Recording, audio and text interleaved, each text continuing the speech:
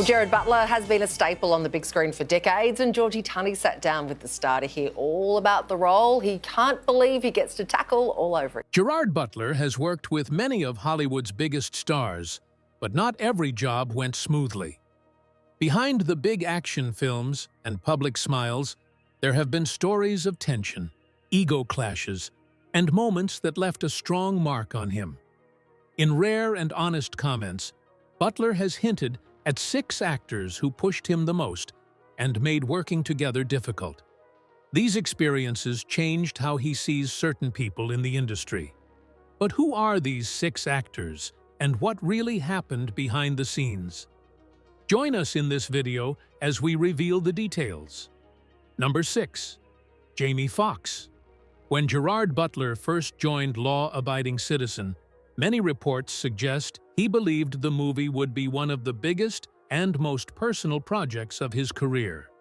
This was not just another acting job for him. Butler was also connected to the project as a producer, which meant he reportedly had creative input and a stronger emotional connection to the film's direction. He was especially drawn to the role of Clyde Shelton, a man destroyed by grief after his wife and daughter are assassinated, who then becomes a brilliant but terrifying force of revenge. According to stories tied to the production, Butler saw Clyde as a powerful role that could prove he was more than just an action star. After the success of 300, Butler had already become known for strength and intensity, but Clyde offered something deeper. The character was emotional, dark, intelligent, and morally complicated. Reports often claim Butler spent serious time helping shape the script and character, hoping to make Clyde one of the strongest performances of his career. At that point, Butler allegedly believed he was building something important, possibly even a career-defining role. But according to many retellings of the story, everything changed when Jamie Foxx entered the picture. Foxx was already one of Hollywood's biggest names. With an Academy Award and major studio respect, he carried enormous influence. Reports claim that after reading the script, Foxx made a decision that shifted the entire balance of the film.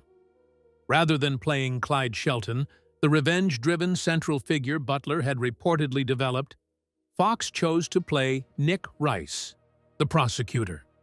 That choice may sound simple, but many stories suggest it caused major behind-the-scenes changes. Butler was reportedly asked to switch roles. Instead of continuing in the part he had deeply shaped, he would now have to adjust to a new structure built around Foxx's preferences and the studio's priorities. To many people following the story, this was not just a casting change, it felt like a loss of control. Butler had reportedly invested deeply in the original setup, and the sudden shift may have left him feeling pushed aside in a movie he believed was partly his. While he remained in the film and gave a strong performance, reports often suggest that this moment changed how he viewed the project. Hollywood has always been a place where star power matters, and many commentators point to this situation as an example of how quickly power can shift when a major award-winning actor joins a production. Foxx's reputation reportedly gave him leverage, and the studio may have seen his involvement as too important to challenge. As filming continued, some reports suggest Butler became increasingly aware of that power difference. Interviews, press events, and promotion often centered heavily on Foxx's presence. To some observers, Butler may have begun to feel that despite his early creative investment, the spotlight was no longer truly his. When Law Abiding Citizen was finally released, it became commercially successful and sparked strong conversations among viewers. Many audience members praised Butler's intense performance, with some even arguing that Clyde Shelton was the film's most compelling figure. Still, according to this version of events, the deeper frustration remained. For Butler, the issue may not have been about fame alone, but about losing the original vision he believed he was creating. Over time, this reported experience became one of the biggest stories tied to Butler's professional life. whether every detail is fully accurate or partly shaped by industry rumor. The Jamie Foxx chapter continues to stand as a symbol of Hollywood politics, shifting influence, and the painful reality that even major stars can feel replaced when someone more powerful enters the room. Jamie Foxx was only the beginning. If losing control of law-abiding citizen left Gerard Butler feeling pushed aside, what happened when the very film that made him a global superstar also became the source of one of his deepest silent frustrations? Stay tuned for more. Number 5. Zack Snyder. Gerard Butler's role as King Leonidas in 300 changed his life forever. Before the movie, Butler was respected, but not yet a global icon. After 300, he became one of Hollywood's most recognized action stars. His performance, powerful voice, and unforgettable "This is Sparta" moment turned him into a worldwide symbol of strength and fearless masculinity. But behind the huge success, many stories suggest the journey may not have been as glorious for Butler as it appeared on screen. Director Zack Snyder's vision for 300 was bold, visually unique, and physically brutal. The movie demanded far more than simple acting. Butler had to completely transform his body through extreme workouts, combat training, strict diets, and constant physical discipline. Reports over the years have described the preparation as exhausting, painful, and mentally draining. Butler reportedly pushed himself to dangerous limits to become Leonidas. He trained for months, endured injuries, and lived under intense pressure to match Snyder's demanding vision of Spartan perfection. For Butler, this was not just a role, it was a total physical and emotional commitment. When the movie finally exploded worldwide in 2006, it became a cultural phenomenon. Fans celebrated Butler's performance, but much of Hollywood's biggest praise focused on Snyder. Critics and industry voices often described Snyder as the creative genius who changed modern action films with his visual style, slow-motion combat, and graphic novel storytelling.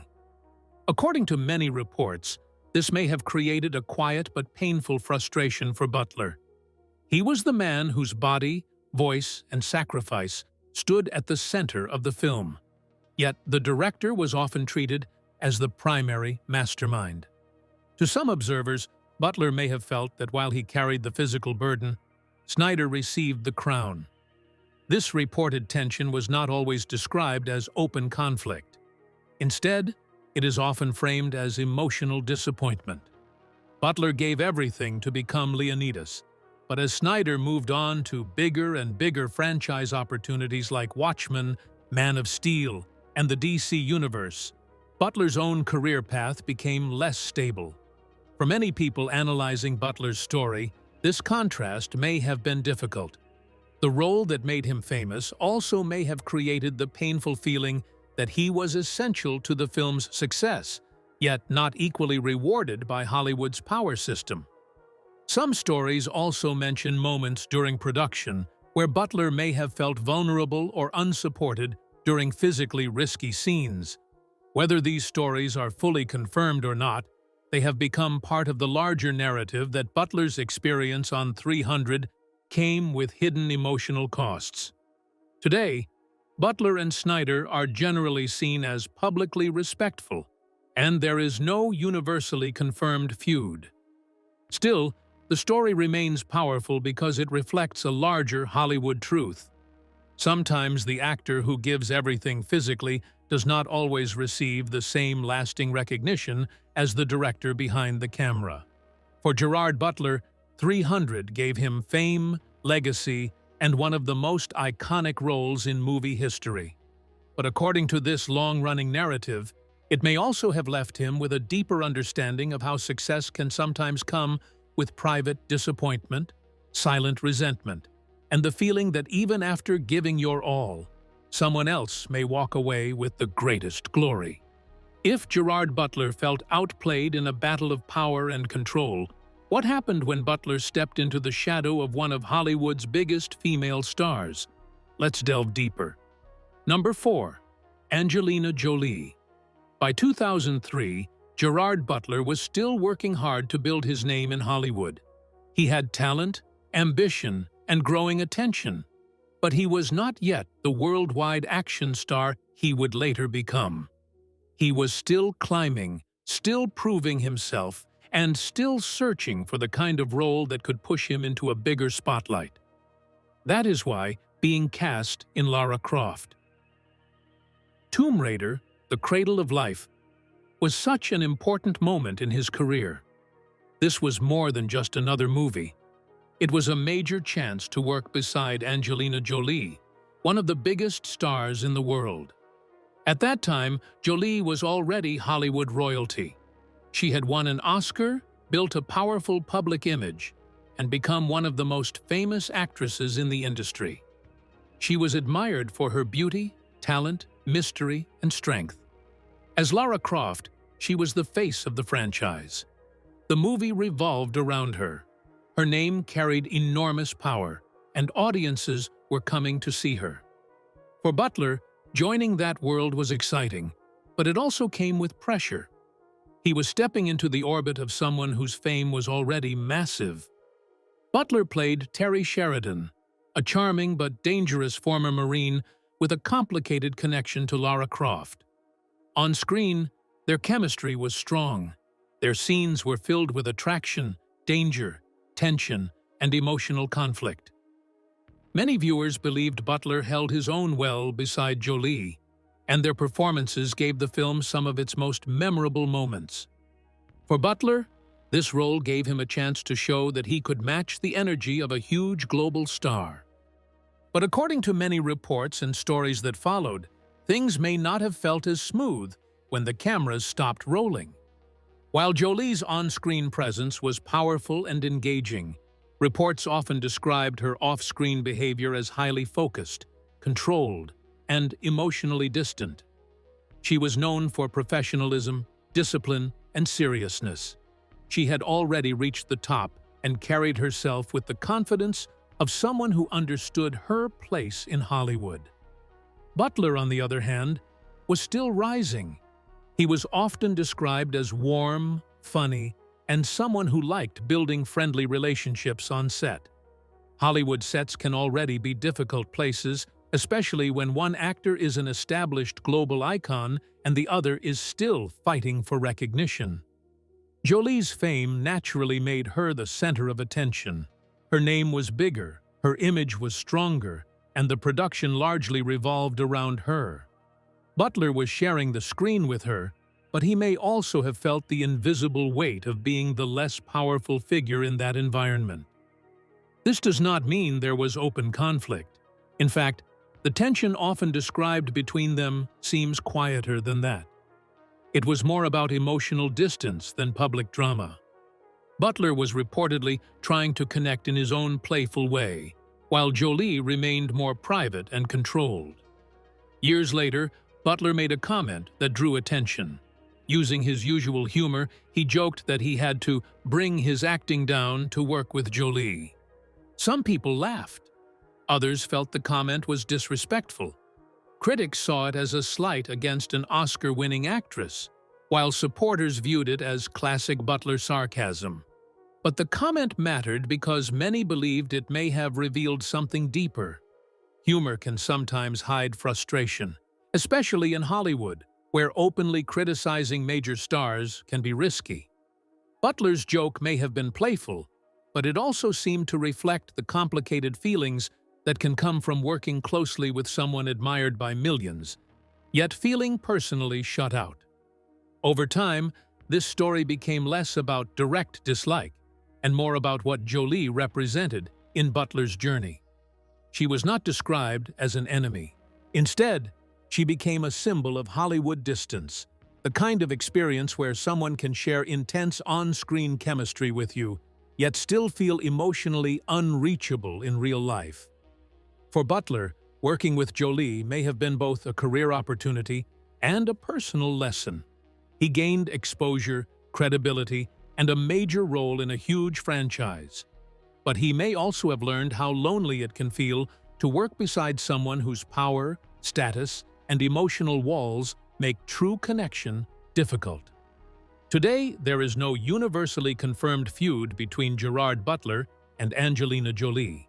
Butler has generally spoken with humor rather than bitterness. Still, the story continues because it fits a pattern many people see in his career. Moments where he worked with major stars, respected their talent, but also felt overshadowed, disconnected, or kept at a distance. In that way, Angelina Jolie holds a unique place in Butler's Hollywood story. After the emotional distance and quiet tension reported with Angelina Jolie, the next question is, what happens when the challenge is no longer silence or separation, but a co-star whose performance style completely clashes with the serious tone Gerard Butler was trying to bring to the screen? Let's find out. Number 3. Katherine Heigl. In 2008, Gerard Butler and Katherine Heigl worked together on the romantic comedy The Ugly Truth. At the time they were filming, many reports and behind-the-scenes stories suggest that their working relationship looked smooth and friendly on the surface.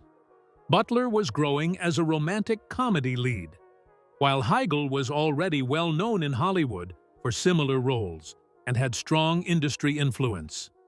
During filming, Butler reportedly saw Heigl as smart, sharp, and very focused on her work. Some accounts describe their time on set as a mix of two very different acting styles. Heigl was more careful and structured in how she worked, while Butler was more relaxed, spontaneous, and often changed things in the moment. Instead of causing clear problems during filming, this difference in style is often said to have helped their on-screen chemistry. Their contrast made many scenes feel funny and lively, which worked well for the type of movie they were making. But things reportedly changed after the movie was finished and released to the public. Once The Ugly Truth came out in cinemas, Heigl began giving interviews where she spoke more openly about the film in a negative way. In those interviews, she described the movie's humor as too crude and suggested that it relied too much on sexual jokes and adult comedy. These comments quickly spread through entertainment news and were widely reported. Because of this, the public conversation around the movie started to change, focusing more on her criticism than just the film itself. For Butler, according to these reports and stories, the problem was not only what was said, but when it was said. He reportedly found out about Heigl's comments during a press interview, instead of hearing it directly from her or being prepared beforehand. This moment is often described as uncomfortable because he was suddenly asked to respond to criticism he had not known about. From Butler's point of view, as described in these accounts, the issue was about timing and public impact. The film was already finished, and both actors had already done promotion work.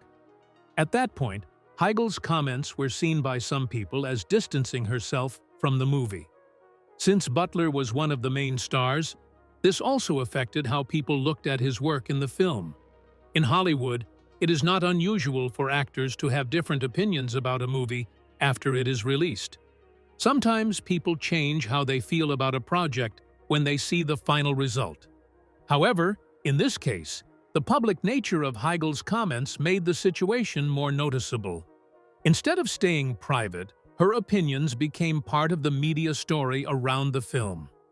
Over time, this situation is often described as causing disappointment for Butler.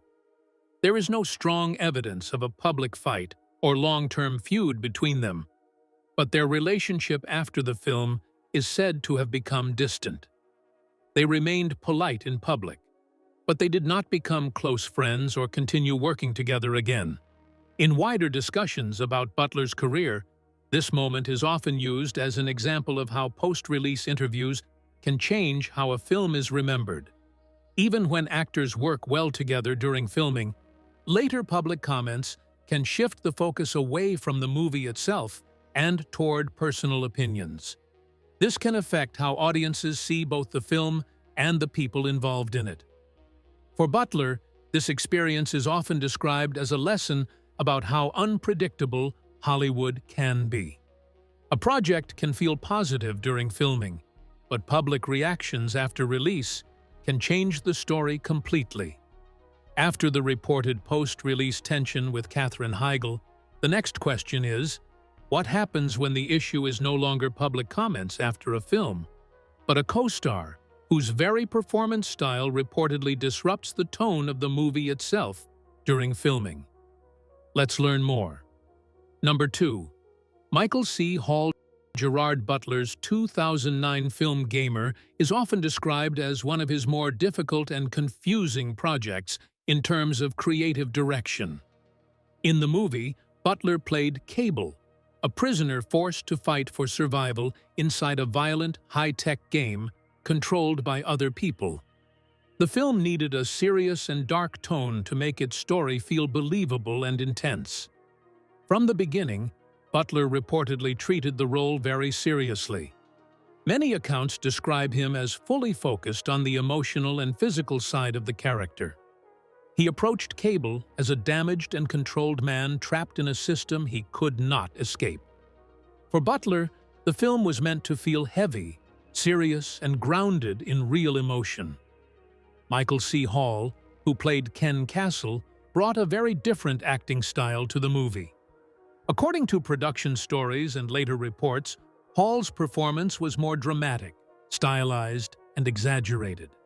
Instead of playing everything in a realistic way, he reportedly added a more theatrical energy to his character. This created a clear difference in how the two main actors saw the movie and how it should feel. Over time, this difference reportedly became more obvious during filming. Butler focused on keeping scenes serious and intense, while Hall's performance added a more unusual and expressive tone. Because of this, the film sometimes felt like it had two different styles happening at the same time. One of the most talked about moments in discussions about the movie is a scene where Hall performs a strange, dance-like routine in the middle of a violent and serious setting.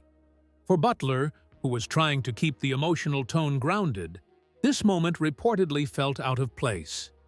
He is often described in these accounts as feeling that the scene broke the seriousness of the story and made it harder to keep the emotional weight consistent.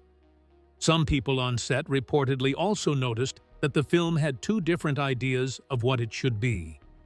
One idea was a dark, serious action story. The other was more stylized and unusual. Because both styles were present, the final tone of the movie became mixed and uneven. When Gamer was released, critics gave it mixed reactions. Many said the movie had an unclear tone and switched between serious and strange moments. Some viewers liked Hall's performance because it was different and memorable. Others felt the mix of styles made the story confusing and less powerful. These reactions reportedly added to Butler's frustration, since they reflected the same problems he may have felt during filming. From Butler's perspective, as described in these reports, the main issue was not personal dislike. It was about how the final movie turned out. He reportedly believed that the emotional strength of the story was reduced because of the different acting styles and tone changes. After Gamer, Butler and Hall did not work together again. Their collaboration is often used as an example of how creative differences can affect a film. Even when actors are professional and committed, different ideas about tone and style can change how a movie feels in the end. In the end, Gamer is remembered less for personal conflict and more for its creative mismatch. It shows how two strong performances, when not fully aligned, can pull a film in different directions and affect how audiences understand the story. After the reported creative clashes and emotional distance in his earlier collaborations, the next question is, what happens when Gerard Butler faces a moment not of conflict or betrayal, but of simple disinterest that quickly grows into public speculation about his attitude toward another major Hollywood star? Let's take a closer look. Number 1. Ryan Reynolds.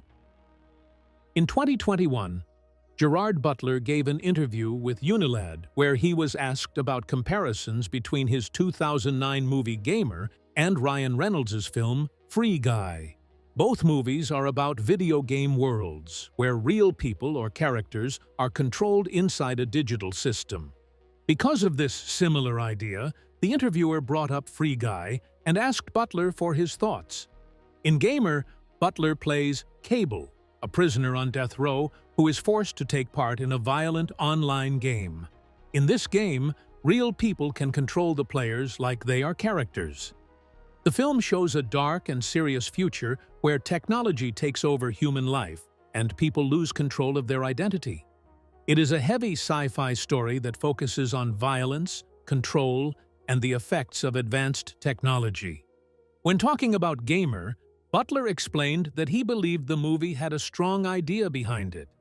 He said he thought it was ahead of its time and that it tried to say something important about where the world was going. In his view, the film was trying to show how humans can become deeply connected to technology, especially video games, and how that connection can affect real life. However, Butler also admitted that the movie did not do well when it first came out. It was not a big success at the box office, and many people did not fully understand it at the time.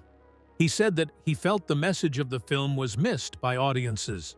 Over the years, though, he mentioned that Gamer slowly gained a small group of loyal fans and became something of a cult classic, meaning people started to appreciate it more later on. During the same interview, the topic then shifted to Ryan Reynolds and Free Guy. This movie also deals with a video game world, but in a very different way. Instead of a dark and violent tone, Free Guy is a light, funny, and action-filled film where Reynolds plays a bank worker who realizes he is actually a character inside a video game. When asked about Free Guy, Butler gave a very simple and honest answer. He said that he did not know much about the film.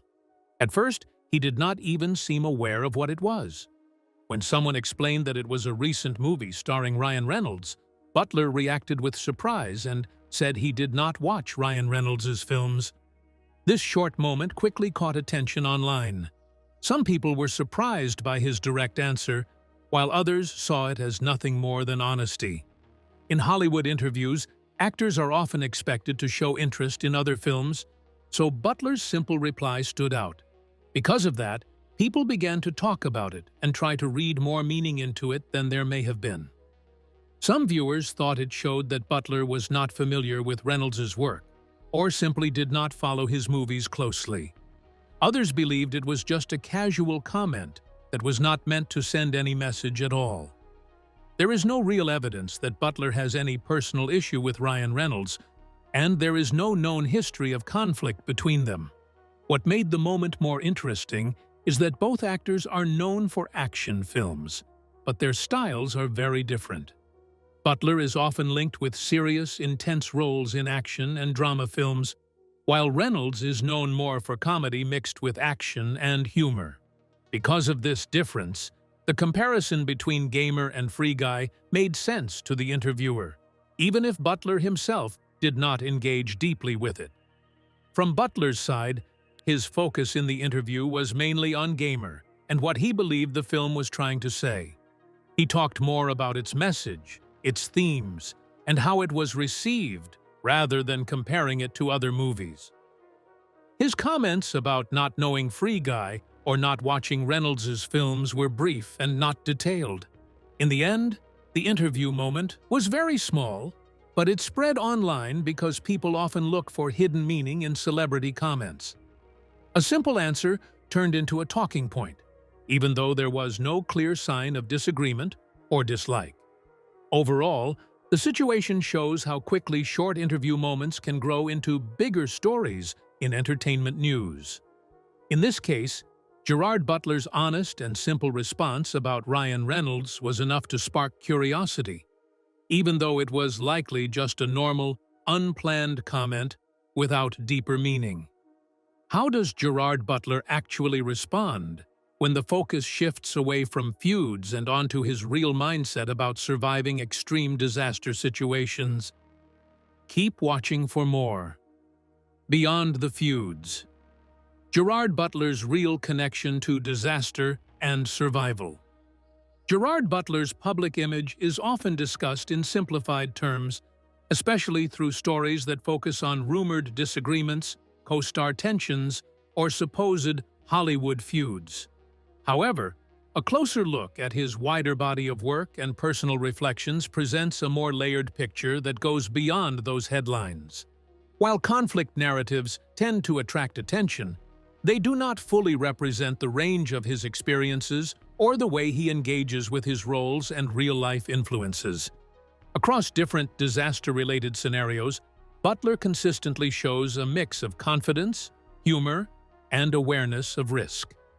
In situations such as airplane emergencies or high-rise fires, he presents a strong sense of capability, which aligns with his long-standing association with action-heavy roles. This confidence is not simply performance-based. It is also shaped by preparation and research that often requires him to understand real emergency environments and physically demanding conditions. At the same time, there is a clear shift in tone when the scenarios become more extreme and uncontrollable.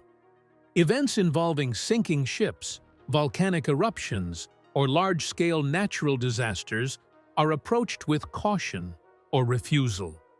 This contrast highlights an important balance in his outlook. While he is frequently cast as a resilient and action-driven figure on screen, he still acknowledges the limits of human control in real disaster situations. A significant layer to his perspective comes from real-life experiences that connect directly to disaster themes. Personal encounters with environmental destruction add emotional weight to how he responds to such topics. These experiences move his perspective beyond fiction and into something more grounded, showing that disaster narratives are not just cinematic concepts for him, but also reflections of real events that have affected his life.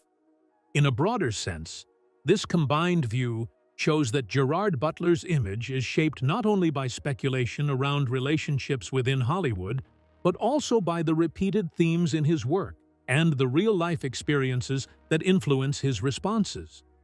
His connection to disaster narratives, whether fictional or personal, adds depth to his public persona in a way that goes far beyond simplified stories of conflict or disagreement.